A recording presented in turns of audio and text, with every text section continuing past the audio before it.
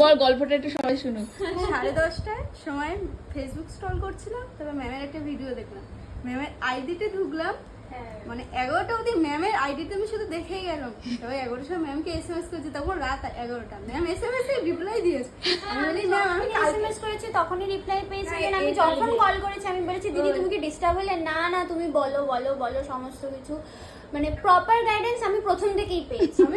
আমি তো অনেকবার ফোন করেছি, ফোন করে ডিস্টার্ব করেছি, জানি না ডিস্টার্ব হয়েছে। আমার মনেও নেই, আমি একদম ডিস্টার্ব হই না, আমাকে সবাই কল করে। আমি তো ফোনই করিনি ম্যাম, ম্যামকে রাতে জিজ্ঞাসা যে আমি দিদি তোমার সাথে হোয়াটসঅ্যাপে কথা বলেছি, রাতে তোমাকে আমি কথা বলতে বলতে আমি তোমাকে ফোন করছি, তুমি কি কিছু মাইন্ড করলে? দিদি বলছে না বলো বলো, তুমি ফোন করে ঠিক করেছো। আমি কিন্তু সকালে রিপ্লাই করতে পারতি, কিন্তু রাত 11টার সময় রিপ্লাই করেছে, এটাই আমি অনেকটাই ছিল। ভাবছিলাম, ভয় পাচ্ছিলাম 11টার সময় রিপ্লাই করবো, এসএমএসটা করেছি, তার 10 মিনিট ম্যাম রিপ্লাই করেছে, বলে বলুন।